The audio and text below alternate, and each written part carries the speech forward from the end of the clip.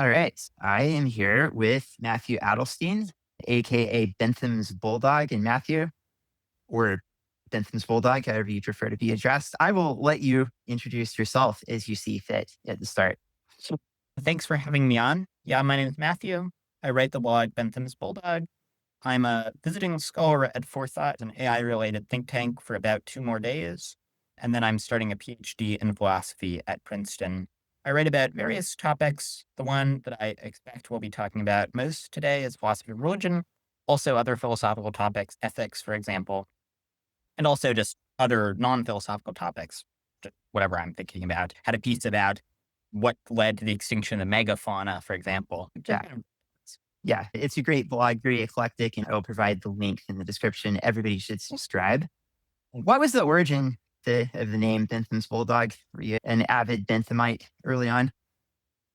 Yeah. So I think I made the name just because I wanted to leave comments on Scott Alexander's blog back in the day.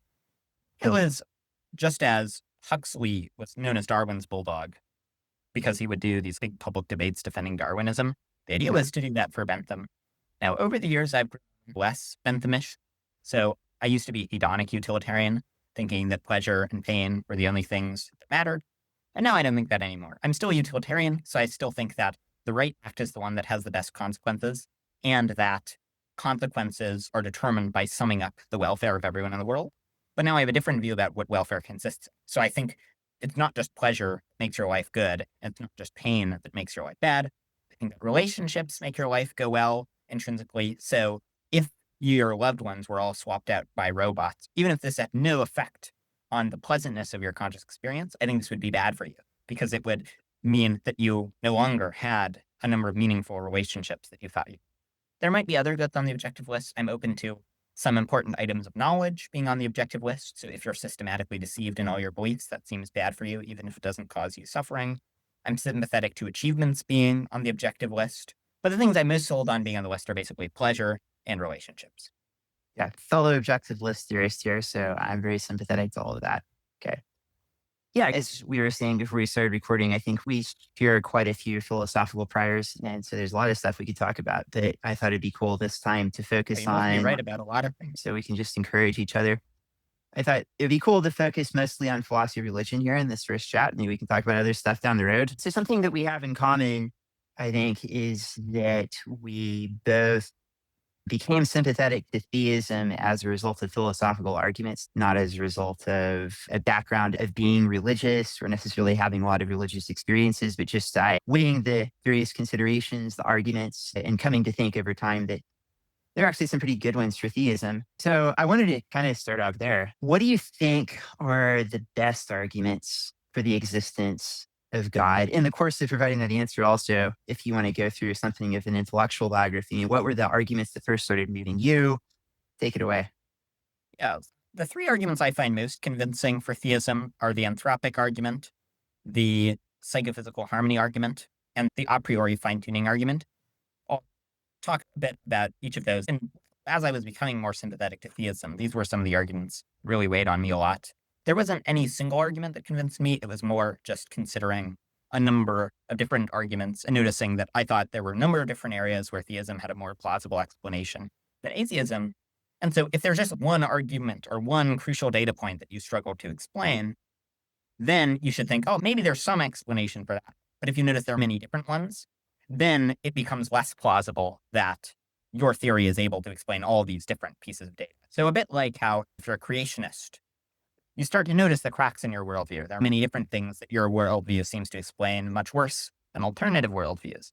I similarly felt a similar thing about atheism, where there were just lots of things about the world that atheism didn't explain as well. So beginning with a priori fine-tuning is about the fact that the laws of nature give rise to interesting and complex structures. So if you think about just all the laws that there could have been, it's hard to get a set of laws that give rise to anything interesting. One form the laws could have taken is just all particles just move around in a circle, or all particles just shoot out in a straight line until they hit each other and they bounce off in a random direction. Had these been the fundamental laws, there would have been nothing of any value that ever happened. John Conway made his game of life, which governed the rules. He placed down dots and it forms all these sort of interesting and cool patterns. only had to look really hard to find a set of rules that gave rise to anything interesting. Most of them would just lead to things immediately falling into simple patterns or becoming totally chaotic. So there's a razor's edge you need where you get laws that give rise to any structure without just evolving to random chaos. Okay, that's the first kind of consideration, that by default, you would expect not to have any laws that give rise to anything interesting at all. But of course, we do have laws that give rise to something interesting. And that's very improbable. And theism explains it better. If there's a God who's designing the laws, you'd expect that the laws would give rise to stuff of value. Well, if there was no God designing the laws, then it would be much more surprising that the laws would give rise to stuff of value. But I think that the atheists just have to think, we got very lucky. Maybe luckier with one in many thousands chance. It's hard to be precise about the probabilities. Just make a random set of rules that have little dots moving around. You'll have a really tough time having them give rise to anything interesting, much less world of value that we know. The second argument that moved me a lot, or the second arguments I find most convincing, there are a number of other arguments that move me a lot, but is the psychophysical harmony argument. That one, maybe I won't go into too much detail about. It's broadly about there being a harmonious connection between the mental and the physical in a way that's extremely improbable. But I think it's the kind of argument that it's not worth just, like, when you hear it, you have a lot of immediate objections. It's not worth going into unless you want to spend a huge amount of time talking about it. Unfortunately, this has become a very psychophysical harmony friendly channel because I've talked to your pal Amos about this and then Brian Cutter a couple of weeks ago. So if people wanted to do a deep dive on that, they should go listen to the episode with Brian Cutter. But with that said, if you want to give your quick gloss, all the more airtime for psychophysical harmony, the better, as far as I'm concerned. So the basic idea is you just think about the ways the mental and the physical pair, and nearly all of the ways they could pair wouldn't have produced anything interesting. So very simple psychophysical laws. Every physical system gives rise to a conscious experience of brightness proportional in intensity to the amount of integrated information. Had that been the law, there would have been nothing of interest. And that would have been much simpler than our laws. And you can just proliferate all these very boring sets of psychophysical laws. You can have ones that are scrambled, where you have the creatures that do the inverse of what we do. For any case where you have psychophysical harmony, so you'll have some physical state, some brain state that gives rise to some mental state, and then that gives rise to a subsequent physical state. But there are an infinite number of mental states that you could swap out the harmonious mental state with, and you would get the same physical structure.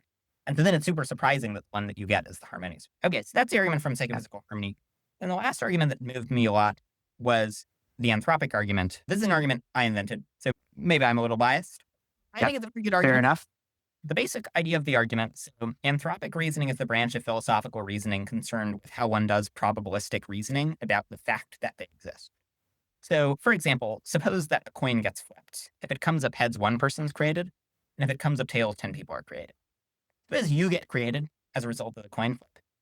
There's a question, how likely should you think it is that the coin gets heads? And so one view is you say heads and tails are equally likely.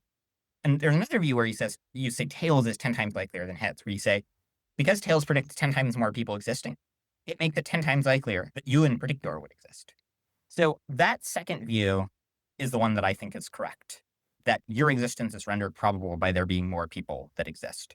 This view is called the self-indication assumption. The self-indication assumption in a nutshell is that a theory in which there are X times as many candidates for being your present self, X times as many person moments which you might presently be, renders your existence X times likelier. And so if you buy that assumption, your existence is 10 times likelier if there are 10 times more people, 100 times likelier if there are 100 times more people, 1,000 times more likely if there are 1,000 times more people. If there are infinite people, your existence is infinitely likelier. So from the fact that you exist, you ought to think there are infinite people, because it's infinitely likely you would exist if there were infinite people than if there were only finite people.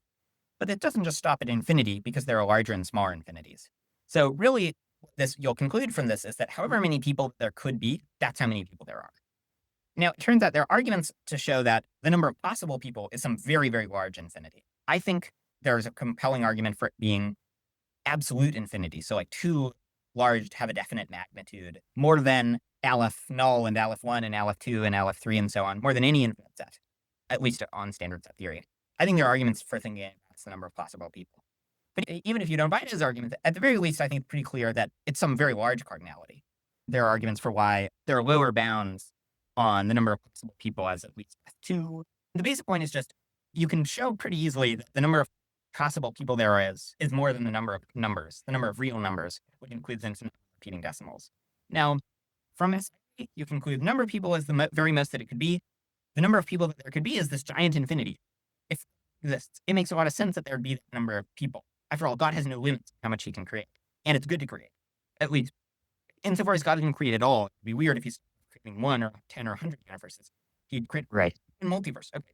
Theism makes it likely there'd be this giant multiverse. In contrast, atheism makes it very unlikely. In order to get the right number of people, in order to get more people than there are numbers, you need an extremely strange and gerrymandered multiverse.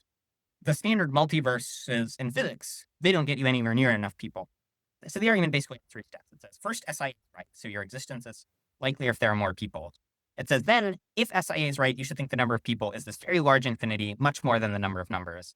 And then the last step is, and if there's many people, that's a lot likelier given theism than given atheism. If theism's true, it makes sense that God would make a giant multiverse, but you need a very strange and finely tuned multiverse in order to get it to be the right size. And if you have a multiverse of the right size, there are often skeptical worries that arise. Because, for example, you can get... Yeah, not at all. It's really good. Yeah. You can get a multiverse of the right size if you're a modal realist, so you think every possible world concretely exists. But if you're a modal realist, for every world that follows our laws, there are an infinite number of worlds that follow our laws up until 1 second from now, and then have the laws break in crazy ways, where everything in the world turns into a feather or a box of jello or whatever. And so if modal realism is true, then you shouldn't trust, then you're just in a skeptical scenario. So atheism struggles to get the right number of people, struggles to get there being this giant magnitude of people.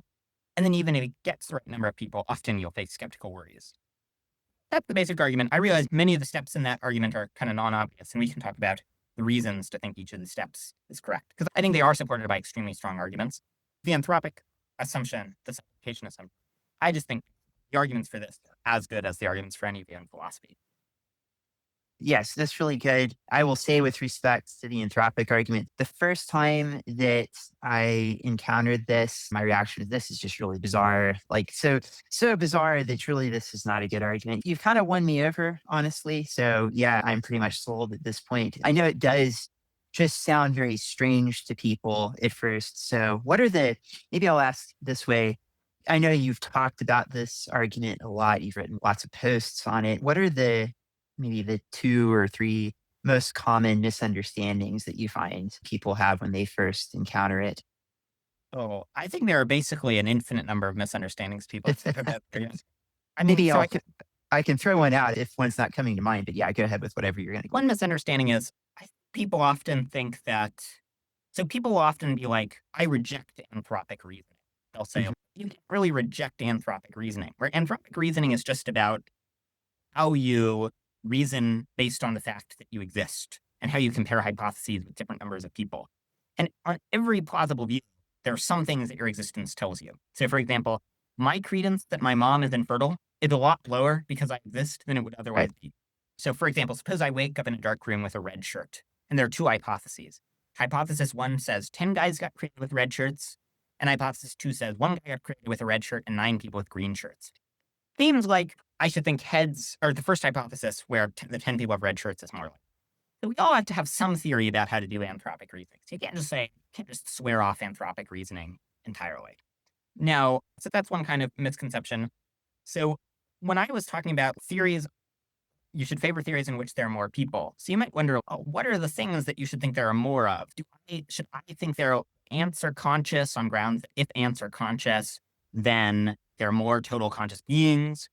Your existence doesn't give you direct evidence about ant consciousness.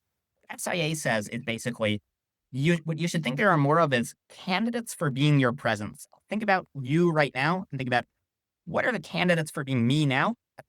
Favor theories in which there are more of those. Why is this? Here's just a very simple case. Let's imagine 1 guy is created and then a coin's flipped. If it comes up tails, a second person's created. So you're created, you don't know your birth rank. SIA would say you should think tails is twice as likely as heads, while alternative views would say that you should think heads and tails are equally likely. But here's the argument for thinking tails is twice as likely as heads. The probability that you're the first person and the coin will come up heads equals the probability that you're the first person and the coin will come up tails. After all, if you learned that you were the first person, you should think heads and tails are equally likely results of the future coin. Okay, so first guy and heads equals first guy and tails. But then the probability that you're the first guy and the coin will come up tails equals the probability that you're the second guy and the coin has come up tails. After all, if you knew the coin had come up tails, you would think that it was just as likely you were the first person and the second person. And so then from those two, it follows all three events are equally likely, so tails is twice as heads. So then this isn't the SIA favors theories on which there are more people. This isn't some arbitrary ad hoc assumption. It follows so long as when you're assessing the probability of that you're any two people, you just only the relative probability, only look at those two people and you ignore others. That's a very natural assumption. If I'm trying to assess the relative probability that I'm Bob versus Joe, why would whether James exists make any difference to that? After all, whether James exists has no effect on whether I'm Bob versus Joe. Yeah, but that's another kind of assumption where I think people often think SIA depends on some view about what essences are or about personal identity or whatever. It doesn't depend on any of this. It's just an epistemic theory where you count up the number of candidates for being you right now, people who, for all you know, present you might be, and then SIA says you favor theories in which they're more like that. And it doesn't even depend on, it applies within a life rather than just across lives. So, for example, there's a famous anthropic puzzle, the Sleeping Beauty problem, where coins flipped. If heads, you're woken up once just on Monday. And if tails, you're woken up once on Monday, then you're put back to sleep, your memory is wiped, and you're woken up a second time on Tuesday. So if the coin comes up heads, you wake up once with no memories. If the coin comes up tails, you wake up once with no memories. SIA said if you wake up with no memories, you should think tails is twice as likely as heads. Where the idea is, if the coin comes up tails, there are two candidates for being your present. On Monday, wake up on Tuesday. If the coin comes up heads, there's only one candidate. And there's some misconception of the argument. Okay, so I think a reaction that people often have is that I couldn't have been someone else, right? The locution is talking in terms of candidates for being me is in some way confused. So what do you say kind of way? So that's another, I think, misconception, where the view doesn't depend on the idea that it's not about the people who you could have been. It's the people who you might right now be for all you know. So it's about, think about the number of people who you might be for all you know right now. SIA says favor theories in which there are more people like that. Now you might wonder, why don't I know I'm me? What do you mean favor theories in which there are more people that I might presently be? But there are some times when, even though you know that you don't know which person refers to. So imagine that there's one copy of me on Earth 1 and one copy of me on Earth 2. And they're just identical Earths. And their conscious states are the same. I don't know which one I am. And so SIA says the theory in which there's one copy of you on Earth, one copy on Earth 2, is twice as good as the theory, or at least makes your present existence twice as likely on the theory in which there's just one Earth and one you on the Earth. And the theory in which there are infinity Earths and one you on the Earths, that theory gets an infinite update because it predicts that there are infinite candidates for being your present. The view does not at all depend on the assumption that you could have been other people. It doesn't depend on any assumptions about metaphysics. You could think there's no self. You could think whatever you want about personal identity. It has no bearing on the argument. Okay, good. I got hung up there for a little while, so I think, that's the useful clarification. It's an easy mistake because the language of the theory is a little confusing. But an easy mistake.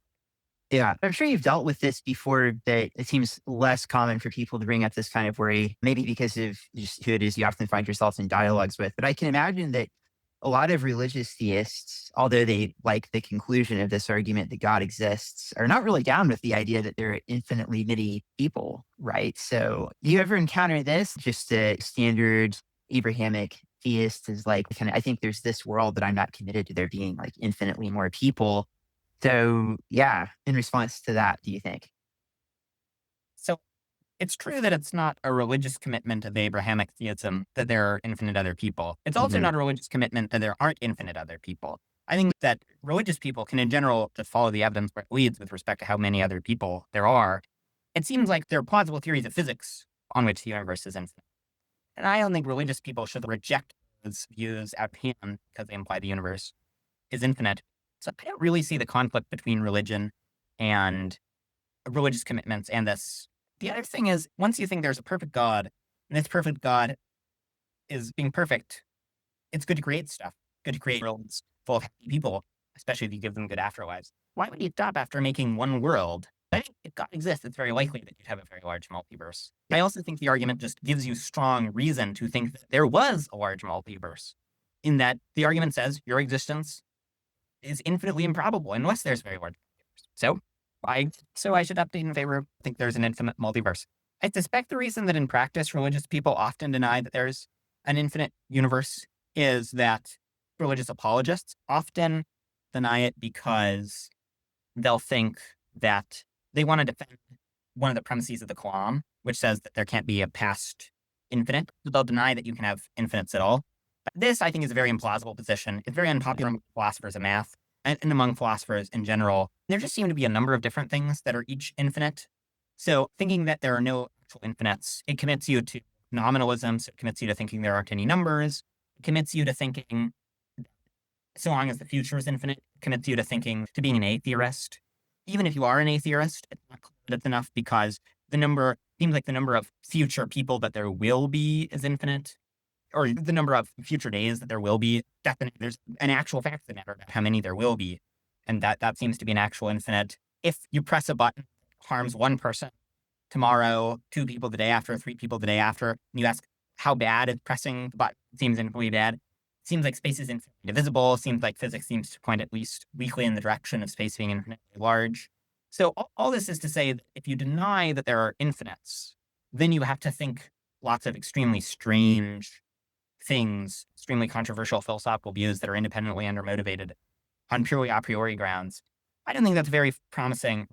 The last thing to say is, while it's true that many religious people in practice don't think that there's a big multiverse, many of them, C.S. Lewis knows famously, the Narnia books were written as like models of what God's revelation may have looked like on other worlds.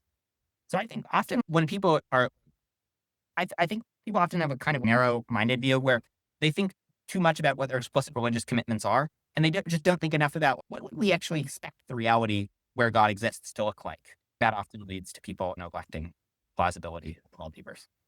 Yeah, I'm with you there that it seems like the reason that God would have to create in the first place is also going to be a reason to create additional worlds beyond the world that we like. If there's some kind of goodness, just like in variety or creating more valuable creatures, then why stop with a relatively small number? I find that thought pretty compelling. I think, yeah, go ahead. Sorry. Seems like it's good that I exist. It's good that you exist. So like, why not make more people like that? Yeah. Yeah, I think Leibniz maybe is a potential ally here as well. I'm not super clear on what his actual views about this were. It seems like in certain moods, he was pretty sympathetic to the multiple worlds idea. So obviously, we don't have time to go through, like every possible objection to all 3 of the arguments that you went through. But I was thinking about one kind of response that I imagine somebody like our friend Graham Oppie, whom I hope to chat with down the road, maybe would have, at least with respect to fine-tuning and psychophysical harmony. And maybe there's a version of it that works for anthropic reasoning as well, which is just say, oh, it's necessary, right? So, like the laws of nature are necessary. Psychophysical harmony, like has to be as it is because the laws couldn't have been different. Maybe in the same way, you could think, well, we just have sort of built into this universe various life producing features. And so it was going to inevitably result in creatures like ourselves existing. So what do you say in response to that kind of necessitarian lie? So I don't think just declaring a thing necessary is any answer to a claim that it's improbable. So imagine I go to with Graham Oppie and we're playing poker and I get 10 flushes. I would watch this movie. It'd make a good movie. So I get 10 royal flushes in a row. And he accuses me of cheating. I say, no, I'm a necessitarian. And so I think it's necessary that I get the 10 royal flushes in a row. I don't think you would buy that excuse. Or, to take a more theistic example, if the initial conditions of the universe spelled out by God with love in every human language, you wouldn't say, it's necessary. It's no need for explanation. I just think in general, if something super surprising, before you knew that it happened, you would have been surprised about it. And then you learn that it happened. And theism renders it more likely. Then you should think it's evidence for theism. And we know, like, from mathematics that some necessities are more fundamental than other necessities, right? So, like, that a fact is necessary doesn't mean that it's not something that should be explained. So, yeah, I think I agree with that response. Okay. So, on the other side of the equation, we have the problem of evil, which I think is a big problem, right? So it seems like you're not somebody who's dismissive towards the problem of evil. So first, are we talking about the problem of evil? Maybe it would be useful to just. So I think a lot with the anthropic argument rides on the self-implication assumption. And so far I haven't said much to explain why you might find the self-indication assumption plausible. So maybe it would be worth just briefly explaining some reasons to think it's plausible. Yeah, go for it. So I guess, so one kind of argument for this is, so imagine that you have, so one person's created, then a coin's flipped, and if it comes up tails, an extra 999 people are created. So now suppose that I'm created and I don't know my birth rank. So I don't know if I'm the first guy, the second guy, the third guy, etc. And then when I'm the first guy, as a non-SIAer, the probability that the coin came up heads and the probability that the coin came up tails were equal. And then I learned I'm the first person. The probability I'd be the first person if the coin came up tails was 1 in 1,000, while the probability was 100% if the coin came up heads. Now, following Bayes' theorem, I get a 1,000 to 1 update in favor of the coin having come up heads. But note, because I'm the first person, I know the coin hasn't been flipped yet. So now I end up thinking, even though the coin hasn't been flipped yet, I think 1,000 to 1 odds that a fair coin that hasn't been flipped yet will come up heads. You shouldn't, that's ridiculous. Before a coin's flipped, you ought to have your credence that it comes up heads be 1/2 rather than 1,000 to 1. Sure. Now, you can try to patch this by rejecting Bayes' theorem. So you could say, even that won't work, and you still run into problems where you end up thinking your credence in odds of a fair coin coming up heads is 5/8. If you want to read more about this, you can read my piece, The Ultimate Guide to the Anthropic Argument, and there's also a piece by Mike Teitelbaum called An Embarrassment for Double Hackers. So yeah, that's a kind of basic. That's one motivation for it. There are many arguments for the self-indication assumption. Hope to discuss many of them. But non-SIA views prove we have a bunch of very bizarre results. They imply, just one other case to briefly describe is, let's imagine that coins flipped, if heads, 1 guy's created, if tails, 1,000 people are created. So I'm created from this process. But now let's add a twist, is you repeat this experiment. So you just keep doing this experiment every million years, or every billion, whatever. They run this experiment every time. Now, even viewers will agree that tails is 1,000 times like heads, because roughly for every one who gets created by heads flips, roughly 1,000 people are created by tails coin flips.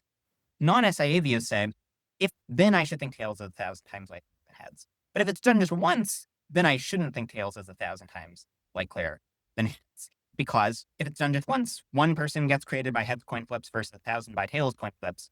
But non-SIA views deny that your existence is rendered more likely by there being more people. So then the non-SIA views will imply that if you want to ascertain the probability that a coin was flipped 5 minutes ago that created 1 person of heads and 1,000 people of tails, imply that what was happening like millions of years in the past and what will be happening millions of years in the future are probabilistically relevant. That's very implausible. You can even show that they imply that what will happen in the future is probabilistically relevant. So just like if you plan to do more experiments in the future that end up having big effects on your credence. But SIA views, they imply that your credence in fair coins coming up heads should be other than 1/2. They imply that the probability of chancy events turning out some way should depend on what's happening millions of years in the past or in distant galaxies in totally causally isolated ways. I mean, they took from a whole host of problems. And so, I mean, SIA is one of the philosophical views I have that I'm most confident in. I just think the arguments for it are very, very decisive. And if it's true, confirms theism pretty straightforward. Yeah, people can decide what they think, but I didn't press you on the self-indication assumption because I've not seen an alternative that seems acceptable. Because once you have SIA in place, then it's very hard to resist the conclusion. One thing that did occur to me actually is that maybe a connection to make between SIA or the anthropic argument and the fine-tuning argument has to do with the multiverse, right? Because like a favorite atheistic response to fine-tuning is the multiverse, but then you do get some independent reason from the anthropic argument to think that the existence of a life-supporting multiverse is more likely on theism than on atheistic alternatives, right? So if you want to go in for the multiverse response to fine-tuning as an atheist, then you have to deal with a separate argument that seems to suggest multiverse is most expected on theism. Yeah. What do you think about that? Yeah, I mean, I think that's right. I mean, the bigger problem for the atheist, so an atheistic multiverse is already, it's a little surprising given atheism that you get a multiverse at all, because if you just have a random initial configuration, probably won't produce a bunch of universes with varied laws, constants, and initial conditions. But even if you get a multiverse, what's really hard is getting a multiverse with enough people. The theist is like, God makes absolutely infinite people. Absolute infinity really is a technical term, where it's infinity that's larger than any cardinality. And The atheist is like, oh, there's this multiverse with Aleph Null people. Well, the theistic one, it is infinity times more people than the atheistic one. So we'll just confirm the theistic one or the atheistic one. So even if you can get a multiverse, it's very unlikely enough people. Yeah. Very good. Okay. All right. Problem of evil. What's the strongest statement of the problem of evil, do you think? I think the basic argument with the problem of evil is you just look around the world and it's suffused with many different kinds of evil, many of which seem to lead to no greater goods. So the deer dying painfully in the forest fire, children getting cancer, people stubbing their toes in ways that never seem to lead to greater goods. And so the idea is that there are many evils. It seems very hard to imagine that they all serve greater goods. Well, if you think the universe is broadly indifferent, then you have a nice unified explanation of all these evils, where in a different universe, it makes sense why this would lead to all the evils that evolution leads to, for example. If there's no universe, or if there's a God who can stop any of these evils at any time, very surprising that you get this varied mix of all of these evils. If there were just one or two evils, you could say maybe those lead to good somehow. When there are just so many different evils that don't seem to be conducive to any great goods and that seem more expected by the hypothesis that you have a broadly indifferent universe, then it just begins to look very surprising that you have as much evil as you do. Yeah. Yeah. Yeah. And so I maybe just to pile on a little bit, I think that if you're also sensitive to the significance of animal suffering, that sort of amplifies the problem of evil. I mean, this is at least what I used to experience, because I know one of the views that we share is that non-human animals have significant moral status. Their suffering is really bad. And there's a heck of a lot of it. A heck of a lot of it predated our own existence, predated Homo sapiens' existence by many, many years. And the standard moves made by the typical theodicies don't really seem to work so well with respect to animal suffering. So, yeah, what do you think about the problem of evil, like, specifically in the light of your view about the moral status of animals? Do you share my sense that this makes the problem of evil somewhat more challenging to deal with? I think it does. I mean, the basic problem is that it just doesn't seem like, when you look at all the evils that occur where animals are the victims, it seems like very hard to imagine that they all lead to greater goods, especially when you consider just how many animals plausibly suffer. So, like, is it really plausible that these short-lived little amphibians live for a day and they starve to death, that this led to some greater good that was worth it? I think it's not plausible. So I think that that's the argument in its sharpest form. And if theists were committed to the idea that every particular evil led to some greater compensatory good, I think then theism just too implausible to believe. Even though there would be good arguments for it, it would just be too implausible, because you just look at all the evils. It's just so implausible they all lead to greater goods. But I don't think theists are committed to that. I think what theists should think is that God had a reason to permit a world to become screwed up. So God had a reason to set up a world where if agents behaved in the wrong way, the world would be horribly screwed up. And then you should think, and that's what happened. So the world is screwed up because God had a reason to allow a world that could get screwed up. And then we got them get screwed up. And so that way you don't have to think every individual evil leads to good. You should instead think that evils are an unfortunate side effect of some process that was good in expectation. So the account of this that I find most plausible is laid out in a paper by Brian Cutter and Philip Swenson. I also have a blog post on it called the Omission Theodicy. My blog post on it is called Archon and Theodicy, where the idea is that there are supernatural beings who are tasked with making the world very good. It's to be supernatural. And probably they're supernatural, who are tasked with making the world very good. And then the world is bad because they failed. Maybe they failed intentionally. Maybe they didn't even try to make the world good. But in any case, they had the ability, if they played their cards right, to make the world good, and they did not make the world good. So then, now, various questions you might have about this. One, why the heck would God do that? The answer is that it's valuable when one creature can make a difference to how well another creature's life goes. It's valuable that, that a cancer patient can save their victim's life. And insofar as this forges a connection between the two of them, and insofar as this connection lasts forever, its value is infinite. So God's willing to risk any finite amount of evil for the sake of potentially strengthening connection between the various people. So that's why God might set the scheme where he might entrust beings with making the world very good. And then if you have beings who are entrusted with making the world very good and they screw up, then it's just an inevitable result of that. The world will be bad. So then another question you might have is, why doesn't God just intervene? The Archon's messed up. Why doesn't he save us? The idea is that it's valuable to be a big difference maker to how well another person's life goes. The more difference you make to how another being's life is, the more valuable that is. If God had a policy of intervening whenever the supernatural beings failed, then they would make less difference, because now they would make no difference, because if they mess up, we get bailed out. So in order for them to be genuine difference makers, it has to be in the case where they mess up. Our life is worse.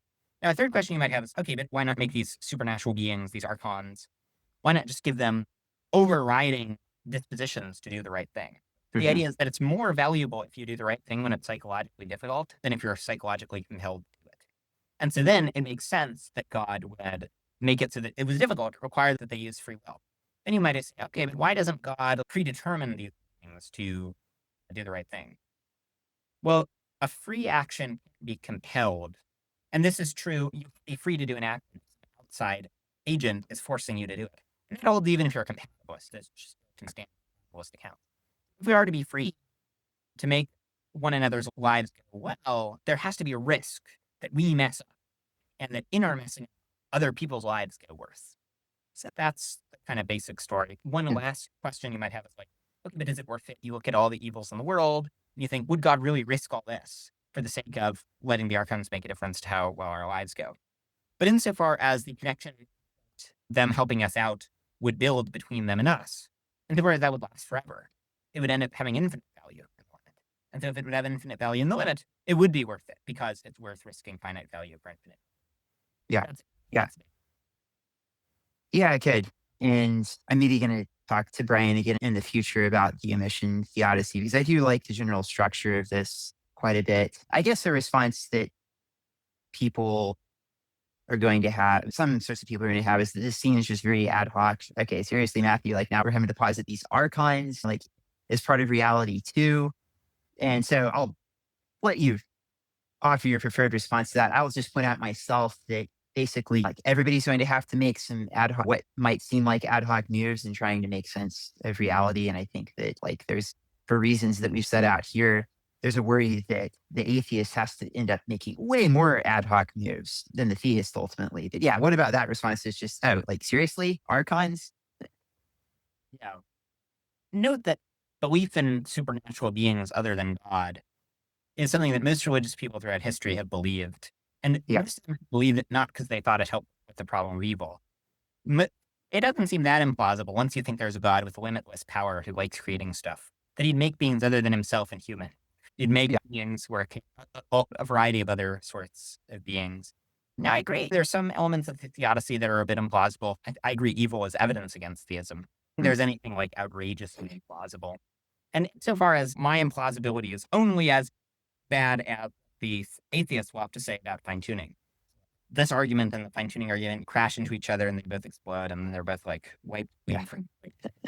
Fine-tuning is just one of many arguments that theists have. I think this is by far the atheist's best argument. So if we both have to posit something of similar ad hocness, like if this argument just cancels out, fine-tuning and the problem of evil cancel out, then I feel like smooth. We have way more stuff after the two arguments hit each other and blow, while the atheist has much weaker argument. So the assumption of theodicy, like that there would be powerful beings who could make a difference to how well one another's lives go, not weird or surprising. Yeah. Is part of your thinking about the problem of evil that is it the thought that there's going to be a afterlife, like for all the morally significant subjects, not just. Yeah. I guess that's not strictly required by the theodicy because, I mean, you could in theory think that God snuffs out non-human animals after their earthly lives. I mean, that I think is just extremely implausible. It didn't seem very nice. Yes. Yeah, if God can allow these great beings to live on forever and experience great joy for all of eternity, why would he just kill them? Things bad. Do you worry about So potential? I think the probability of animal universalism is 100%. I have no doubt theism's true, animal universalism's true. You're in friendly company here. Yeah, we're on the same page. Right. The lion dies or the baby deer dies after a few days, and then God just allows it to disappear forever rather than keeping it forever in paradise at no cost to anyone. I mean, it's just obviously capricious to snuff animals out for no reason when you could allow them to continue living. Yeah, agreed. So I'm just inviting you to help me work through something that's in the past troubled me. Do you worry about potentially very morally counterintuitive implications of this sort of view, right? So if you think that on the other side of death, for any moral subject awaits infinite positive utility, that you can sort of see where this is going, right? That maybe we think, oh, death is a great thing, right? When creatures die, they're just catapulted into a much better plane of existence. Yeah, and you also maybe get weird population ethics results where, imagine there's a machine that just spawns babies and then Yeah. drops them into a furnace. Yeah. Oh, well, that's a great thing because it gives them all infinitely good afterlives. Right. Yeah, it's an infinitely good thing. Yeah. So obviously we can't accept that sort of result. So how do we resist it, you think? I think the most plausible way is you just say God creates every possible person. And then once he creates every possible person, you don't ultimately make a difference to whether a person exists. You make a difference to something like when and where they exist. So then creating people is still plausibly good, but not as good. And then in the afterlife, maybe we can't make as big of a difference to one another's life in the afterlife. Once we're dead, maybe that's when we're inducted into the heavenly party. Right? Then we can no longer make these differences to one another's lives in ways that has infinite value and lasts forever. I think in general, you should be suspicious of rejecting that the world is a certain way because it would have counterintuitive ethical implications. You can't derive an is from an ought. So it doesn't seem like theism would have weird moral implications. I don't think that's a reason to reject theism. That would just be a reason to accept the weird moral implications if there's an independent reason to believe theism, even if it's psychologically difficult to accept. If it turns out that theism's true and that means the world is surprising in some respect, that makes actions that would have otherwise been bad good, then maybe they're just, I don't think that in this case. Yeah. There's something a little suspicious about an argument where you're like, the world can't be this way because if it was, this would have counterintuitive ethical implications. Imagine scientists got really good evidence from near-death experiences or something that there was this super nice afterlife. So just when you died, you just went to a nicer plane of existence. It was relevantly like this, just things were much better. It would be weird to be no, the scientists must be wrong about this because it would conflict with our moral intuition. No, I don't think your moral intuition can tell you about descriptive non-moral facts about the world. I agree with you in that case. There might be a little bit of daylight between us here because I guess my thought is that at least some of my moral convictions are about as epistemically fundamental as any of my convictions can be, right? So I'm going to think that it's really morally horrible for an innocent child to die a terrible death, pretty much no matter what, right? I can't imagine what would undercut that belief. And so if I'm evaluating a theodicy and the theodicy seems to have the implication that, actually, maybe that's not so bad, I think that does give me some reason to doubt the theodicy. I think it's important I agree that it is an unassailable moral datum that suffering, for example, or the death of a child is pro tanto bad. But whether it's bad, all things considered, it depends to some degree on your assessment of what the world is like. There are an infinite number of possible worlds where it would be good for a child to die or for people to suffer, where the structure of the world would happen to be such that it led to great benefits. So, if there's an afterlife, death isn't really death. It's just moving a person to a nicer place. And moving to a nicer place, there aren't deontic prohibitions on moving people to a nicer place. To be clear, I'm not saying you're not pro death. I don't think murder people. Yeah. I'm saying I think in general, and I don't think theists should. In general, I think you should be suspicious, and I think in general, just the track record of speculative theological argument, therefore, thing that seems crazy about how you actually behave, not a very good track record. Yeah, but I think there's something in principle illicit about saying that the world can't be a certain way because if the world was this way, would imply a counterintuitive ethical conclusion, when that counterintuitive ethical conclusion is only counterintuitive so long as the world isn't that way. Yeah. In order for this to be a successful argument against theism, it would have to be like, you think, well, if theism was true, it'd be good when children died. But it's not good when children die. Therefore, theism's false. But you need to think, if the world turns out to be such that theism's true, then it would be good if children died. But if you think that, and you think that theism's true, then you should no longer hold. When you decide whether it's bad if children die, if you've already affirmed an ethical premise that entails that, then it's like you no longer pound the table premise. The basic point is just, I don't think you can derive descriptive claims about how the world is from the fact that if they were that way, it would have counterintuitive ethical implications. I think all that's going on in the theodicy evaluation case is that we're taking, at least this is what I take is going on in my own reasoning. I've got some moral claims that I'm very, very confident in. And I'm just like less confident about everything when it comes to theodicy, because it just seems like, like we're way worse at this than we are at reasoning about at least fundamental moral matters, since theodicies are going to have normative commitments entangled in them. If I am evaluating a theodicy and it has normative elements or implications that seem really wild, given when I take myself to be properly confident in moral philosophy, then that's going to make me doubt the theodicy. So it's not like conflating the is and the ought. It's that we're dealing in some sense with two normative domains. Or really quite dealing with two normative domains. Because the theodicy is just a descriptive claim.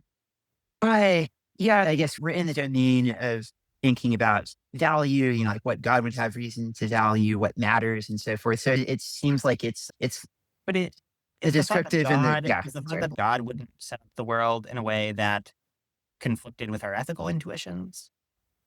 That's not quite how I'm thinking of it. Values. Yeah, I'm thinking of this just like from my own epistemic standpoint, right? Like on the one hand, I've got like some basic moral philosophy in there. I'm pretty confident. And then I'm talking about the theodicy on the other hand. I think that these are dependent. So it's really that it conflicts with some fundamental ethical intuition about under what conditions you should behave in what way. Because for the argument to get off the ground, you have to think if the world was a certain way, then the death of children would be good or whatever. So for the argument to get off the ground, you have to assume that if the world was a certain way, then some action would follow. And then you have to think that we can know that you shouldn't do the action and thus can know that the world is okay. But then it seems like your judgment about whether action should be done should be derivative on your judgment about whether the action is about whether the world. So imagine the scientists come tell us, we discovered this new law of physics, according to each time you scratch your butt causes like Google plus aliens to be tortured to death.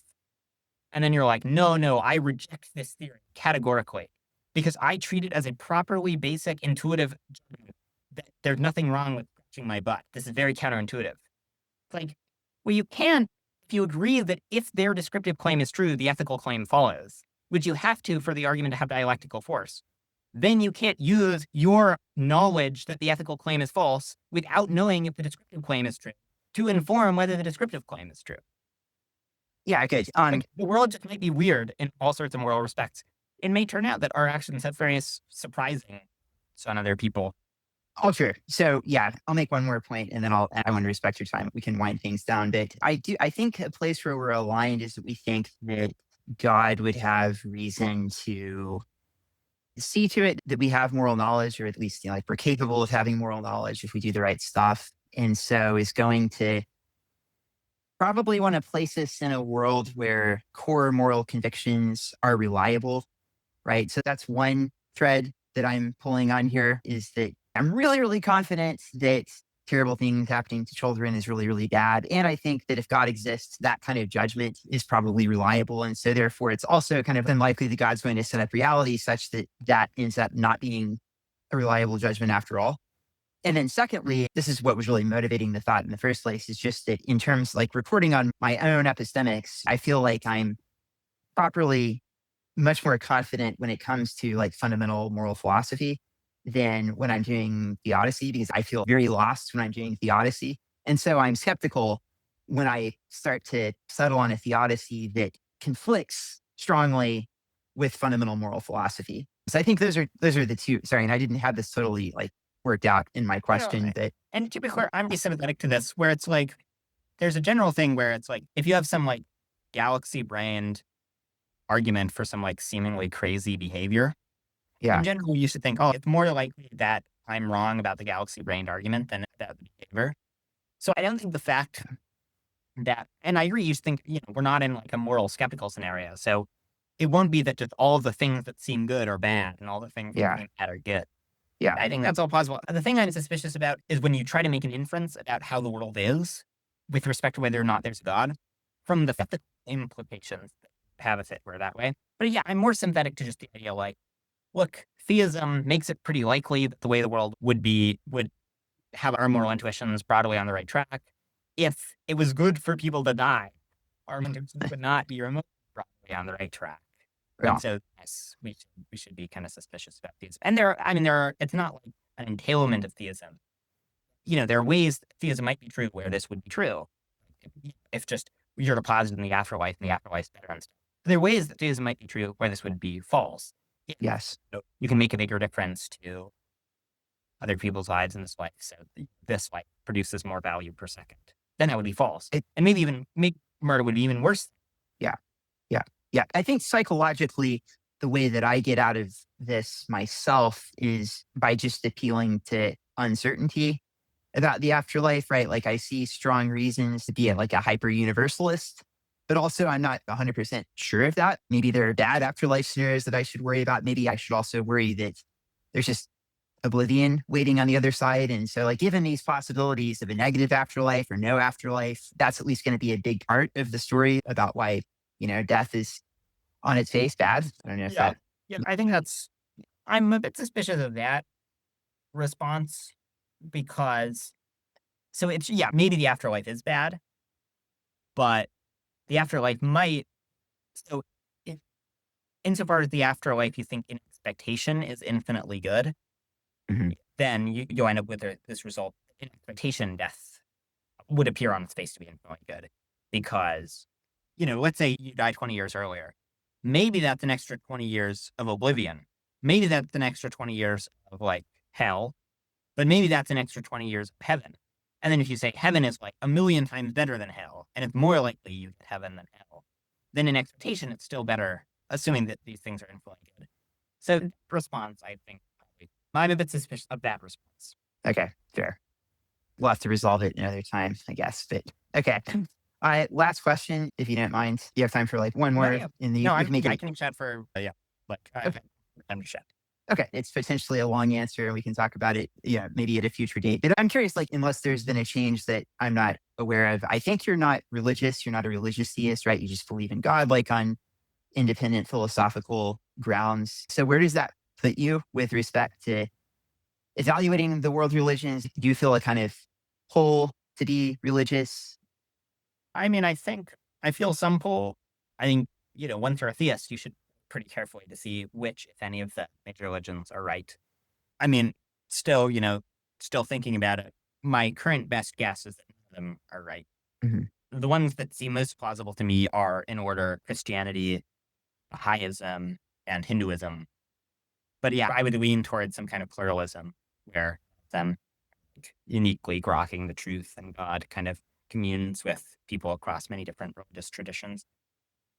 So I take it that you don't think that there's a very powerful expectation given theism that there's going to be a true religion?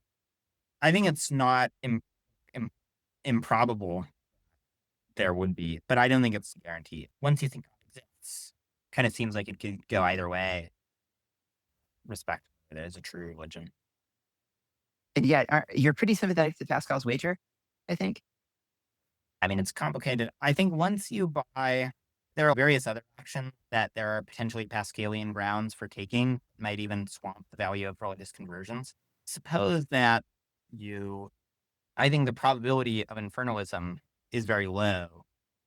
One scenario, I also think this is low, it seems likelier than infernalism, is that each time you create a new person, each extra person brought into the world, this makes a counterfactual difference to whether or not they exist. If you have a child, had you not had the child, person would never have existed. And if you buy that kind of assumption, then actions that increase the number of people by one increase the number of well-off people who go to heaven. One, if universalism is true, by some fraction of one, if non-universalism is true. So if you do the thing that increases the total population of the world by n, you get some reasonable fraction of n extra people. Well, it turns out there are a bunch of actions that increase the population of the world by a lot. Namely, if you reduce risks a little bit, then this lowers the odds of humans being prematurely snuffed out, and thus increases the expected future population by a ridiculous amount per dollar or per an existential risk reduction. And so then it looks like actions to lower existential risks, just like dominate actions to bring about conversions. And so then it no longer seems like converting to some religion is, it seems like one potentially good action for increasing reward, but it's no longer the one uniquely privileged and good action. And it's maybe just beaten out by a bunch of other things you can do that have similar Pascalian rewards. So that's kind of what I'm thinking about it. It's not, I think, I mean, if you have like a reasonable credence, if you're at, 45% on one of the major religions, right, you should, I think, probably just on that one. But if you're, at 5% on one of the major religions being right, and your credence in infernalism is super low, then it's no longer as clear. Right. Okay. All right. I'm sure we've got more stuff to talk about in the future, so maybe we can do this again sometime. If you just kind of lied about your religious commitments all the time, or like were clear that you were wagering or something, like it's not even clear that increases the odds of you getting into heaven in the long run. Right. Yes. Right. You definitely shouldn't lie about it. So you could be like, no, I think, Islam only has a 1% chance of being true, but I'm wagering on it because I'm really scared of Islam hell. Mhm. But it's clear that is the kind of psychological attitude that increases the probability of you getting into heaven. Yeah. Okay. To be continued, because I'm sure we could chat about more stuff down the road, but I should let you go for now. Yeah, thanks for having me on.